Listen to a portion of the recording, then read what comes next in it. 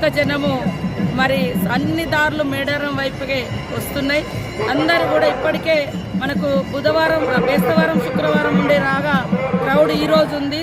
మరి వీళ్ళందరినీ కూడా అన్ని రకాల ఏర్పాట్లు చేసినాము. ఎలాంటి ఒత్తిడి లేదు. అందరి క్యూ లైన్లు కూడా చాలా బాగున్నాయి. ఎక్కడికక్కడ డ్రింకింగ్ వాటర్ ఫెసిలిటీస్ కూడా ఇచ్చినాము. మరి షెడ్స్ కూడా వేసినాం. బయట కొద్దిగా ఒక పావుగంట, అర్ధగంట ఏమన్నా లేట్ అయినా కూడా నీడలో ఉండేటట్టుగా.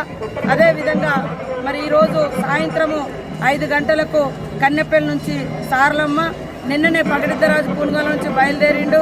ఇప్పుడు గోవిందరాజు కూడా కొండాయి నుంచి బయలుదేరి మరి ఊర్లో మేడారం గ్రామంలో ఉన్న మినీ చిన్న గుడి సారమ్మ గుడిలోకి వచ్చి అందరు దేవుళ్ళు అలాయి బలాయి తీసుకొని ఆడ దేవుడి సన్నిధిలో జరగాల్సినటువంటి కార్యక్రమాలను చేసుకొని మరి సాయంత్రం 6 గంటలకు లోపు ఇక్కడ గద్దెల మీదకి సారలమ్మ, పగడిద్దరాజు, గోవిందరాజు ఎక్కబోతున్న సందర్భంగా లక్షలాది మంది భక్తుల యొక్క హర్షధ్వానాల మధ్య మరి ఆ దేవుళ్ళు ప్రజల మధ్యకు వస్తున్నారు. 2 సంవత్సరాల వనవాసం నుంచి జనవాసంలోకి వస్తున్నారు. ఇది మహాఘట్టం. మనమందరం ఎదురు చూసేది ఈ మహాఘట్టం కోసమే.